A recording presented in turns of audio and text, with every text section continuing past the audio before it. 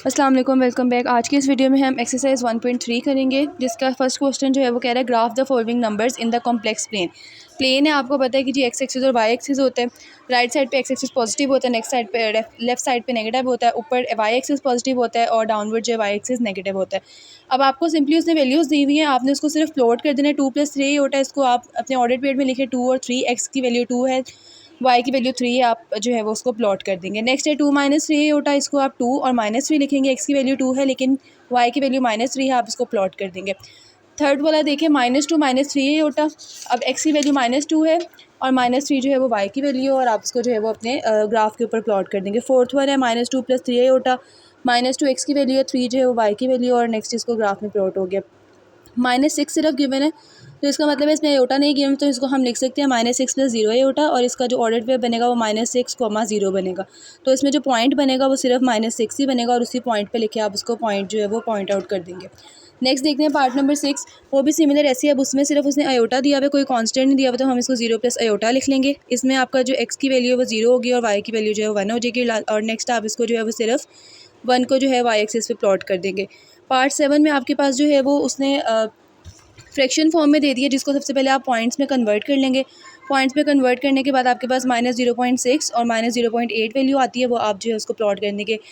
दूसरा इसका ये है कि 0.6 और अगर -0.8 आती है तो वो भी आप उसको जो है वो इस तरह प्लॉट कर लेंगे। लास्ट पार्ट भी इसी तरह है, -5 एक्स की वैल्यू है और -6 वाई की वैल्यू, और नेक्स्ट आपने उसको जो है वो अपने ग्राफ के अंदर प्लॉट कर दिया।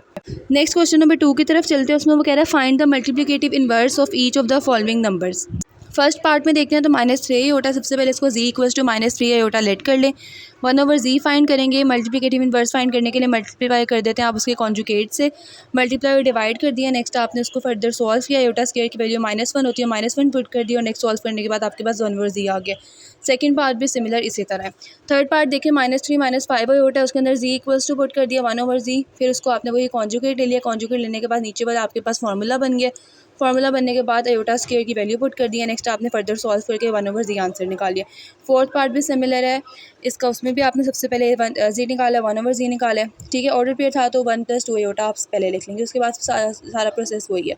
क्वेश्चन नंबर 3 में सिंप्लीफाई करना है। अयोटा की पावर 101, सबसे पहले आप उसको इवन नंबर बनाएंगे। इवन नंबर बनाने के बाद उसको सॉल्व कर लेंगे और आपके पास आंसर आ जाएगा। पार्ट नंबर 2 भी ऐसे ही है जी, -a अयोटा 4, इसको आप अलग अलग कर लें। -a अयोटा 4 को तो -a की पावर 4 हो जाएगी, अयोटा 4 हो जाएगी, a की पावर 4 हो जाएगी, और अयोटा स्क्वायर हो जाएगा। अयोटा स्क्वायर की वैल्यू -1 होती है, -1 वैल्यू आएगी, अयोटा a की पावर 4 आपके पास आंसर आ जाएगा। अयोटा -1/अयोटा 3 कर लें, उसके बाद वही आप उसको इवन पावर करें और आपके पास नेक्स्ट उसको कॉन्जुगेट ले लें। कॉन्जुगेट लेने के बाद आपके पास आंसर आ जाएगा।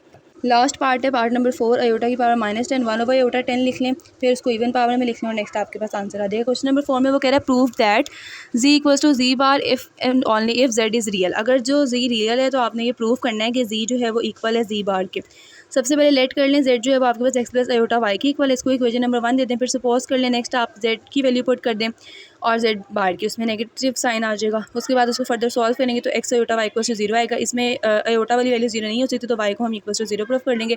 फिर इसका कन्वर्स प्रूफ करने, कन्वर्स लेंगे तो आपके पास z की वैल्यू जो है वो और z प्राइम की वैल्यू जो है वो बार दोनों जो है वो आपके पास इक्वल आ जाएंगे। क्वेश्चन नंबर 5 की तरफ चलते हैं। उसमें वो कह रहा है simplify the expressing in the form of a + b iota. Part 1 देखिए, उसमें 5 + 2 √4 है। इसमें आप सबसे पहले जो है वो -1 × 4 कर देंगे, -4 है सॉरी, √-1 को अलग कर देंगे, 4 को अलग कर देंगे। नेक्स्ट आप √-1 अयोटा के इक्वल होता है, 2 × 2 हो गए 4 अयोटा, 5 + 4 अयोटा आंसर आ जाएगा। सेकंड क्वेश्चन में सिंपली आप मल्टीप्लाई कर देंगे, मल्टीप्लाई करने के बाद उसको सॉल्व कर लेंगे, फार्मूला लगेगा, सॉल्व करने के बाद आपके पास आंसर आ जाएगा। थर्ड वाले में आपने वही करना है जी, आपने कॉन्जुगेट ले लेना है, कॉन्जुगेट करने के बाद आपने सॉल्व करना आंसर आ जाएगा। फोर्थ वाला भी सिमिलर ऐसे ही है। सबसे पहले जो है वो आप उसको -1 × 12 कर लेंगे, उसके बाद आपके पास अयोटा आ जाएगा। अयोटा आ जाएगा तो फिर आप उसको कॉन्जुगेट ले देंगे। कॉन्जुगेट लेने के बाद उसके अंदर जो है वो आप कॉमन लेके आप जो है नीचे आपके पास फार्मूला बन जाएगा, ऊपर आपके पास वैसे मल्टीप्लाई हो जाएंगे, नेक्स्ट फार्मूला बन जाएगा, और नेक्स्ट आप फर्दर सॉल्व करेंगे तो आपके पास जो है वो 2 आंसर्स आ जाएंगे, 1/√6 + अयोटा 1/√3। ये था आपके पास क्वेश्चन नंबर 5। अब क्वेश्चन नंबर 6 की तरफ मूव करते हैं। क्वेश्चन नंबर 6 में वो कह रहा है शो दैट अगर आप रियल नंबर z बिलोंग करते हैं c से, तो हमने बताना है कि z² + z की power -2 is a real number. तो z को लेट कर लें x + अयोटा y, और z बार को लेट कर लें x - अयोटा y। दोनों को जो है वो उनकी वैल्यूज पुट कर दें। वैल्यूज पुट करने के बाद जो है वो इनकी फार्मूला लग जाएगा। फार्मूला लगने के बाद जो है वो आपके पास इसका आंसर सॉल्व हो जाएगा और वो रियल नंबर आएगा। सेकंड पार्ट भी सिमिलर ऐसे ही है। उसमें भी आपने जो है वो दोनों वैल्यूज़ ले लेनी है। वैल्यूज़ लेने के बाद आपने जो है वो उसको सॉल्व कर लेना है। सॉल्व करने के बाद आपने स्क्वायर रूट ले लेना है। स्क्वायर रूट लेंगे तो आपके पास जो है वो उसका स्क्वायर रूट आ जाएगा। -4 का square is a real number. Next चलते हैं क्वेश्चन नंबर 7। उसमें भी उसने सिंप्लीफाई करने को दिया। आपने क्यूब लिया, अलग अलग क्यूब ले लें।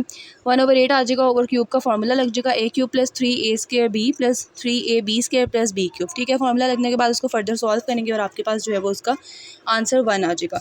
पार्ट नंबर 2 भी सिमिलर ऐसे, उसमें भी आपको क्यूब ही दिया हुआ। सबसे पहले जो है वो आप अलग अलग क्यूब ले लें। अलग अलग क्यूब लेने के बाद जो है वो 2 का क्यूब 1/8 आ जाएगा।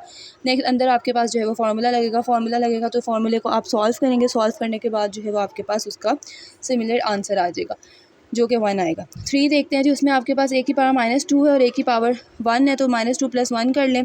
देन आपके पास -1 आ जाएगा, तो आपका जो नीचे वाला आंसर होगा उसकी पावर जो है वो अब -1 आ गई है। -1 आ गई तो आप इसको जो है वो अलग अलग पहले जो है वो 2 नीचे दोनों के पास है तो 2 एक दफ़ा लिख लें और -1 -√3 आयोटा जो है उसकी पावर -1 लिख लें। नेक्स्ट उसके बाद जो है वो ऊपर इसको -1 है तो आप पावर जो है एक्सचेंज कर लें। 2 को ऊपर ले जाएं, उस वाली पूरी टर्म को नीचे ले आएँ। नीचे लेके आने के बाद अब आप क्या करेंगे जी, कॉन्जुगेट ले लेंगे। कॉन्जुगेट लेने के बाद नीचे आपके पास फार्मूला बन जाएगा। फार्मूला बनने के बाद आप उसको फर्दर सॉल्व करेंगे। फर्दर सॉल्व करने के बाद आपका आंसर आ जाएगा। पार्ट नंबर 4 में a + b आयोटा का स्क्वायर है। स्क्वायर वाला फार्मूला लगेगा a² + 2ab + b²। फार्मूला लगाने के बाद फार्मूले के अंदर वैल्यूज पुट करें। आयोटा स्क्वायर जो है -1 के इक्वल होता है। नेक्स्ट आपके पास सॉल्व करने से आंसर आ गया। 5th पार्ट है a + b आयोटा की पावर -2। इसको वैसे ही आप 1 स्क्वायर की फॉर्म में लिखना है। नेक्स्ट आप इसका कॉन्जुगेट लेंगे। स्क्वायर वैसे ही और सो ऑन चलता रहेगा ऊपर। स्क्वायर लेने के बाद आपके पास नीचे जो है वो स्क्वायर वाली टर्म्स आ गई हैं, ऊपर स्क्वायर वाली वैसी रही है। उसके बाद नीचे जो है आपके पास फार्मूला बन गया, ऊपर आपके पास फिर स्क्वायर वाला फार्मूला लग गया। नेक्स्ट आपके पास आयोटा स्क्वायर -1 के इक्वल होता है, वो आपने फर्दर सॉल्व किया तो आपके पास आंसर आ गया। तो 6th पार्ट में अब क्यूब आ गया, तो सबसे पहले आप क्यूब वाला फार्मूला लगा देंगे। क्यूब वाला फार्मूला लगाने के बाद जो है वो सिमिलर आप उसको सॉल्व करेंगे। आयोटा स्क्वायर -1 होता है, बाकी सारी वैल्यूज एज इट इज चलती रहेंगी। लास्ट पे आप एक दफ़ा आयोटा को जो वैल्यूज़ को लिख दें, बाकी को ब्रैकेट में लिख दें और एक दफ़ा जो है वो दूसरी वैल्यूज़ को लिख दें। नेक्स्ट चलते हैं जी, पार्ट नंबर 7 भी सिमिलर ऐसे क्यूब वाला ही है। सबसे पहले आप क्यूब का फार्मूला लगाएंगे। आयोटा स्क्वायर जहाँ जहाँ होगा वहाँ -1 पुट कर देंगे। -1 पुट करने के बाद जो है वो आप इसको एक दफ़ा वैसे स्क्वायर वाली वैल्यूज़ को लिख देंगे और नेक्स्ट पे एक दफ़ा आयोटा वाली वैल्यूज़ को एक साथ लिख देंगे। पार्ट 8 देखते हैं। उसमें पावर इसकी -3 है। -3 है तो पहले अंडर रूट जो -4 है उसको जो है वो पॉजिटिव करेंगे तो उसका √2 आ जाएगा और आयोटा आ जाएगा। फिर आप 1/3 कर लें। 1/3 करने के बाद इसका कॉन्जुगेट ले लें। कॉन्जुगेट लेने से नीचे जो है वो आपके पास फिर फार्मूला बन जाएगा। ऊपर आपके पास भी फार्मूला लग जाएगा।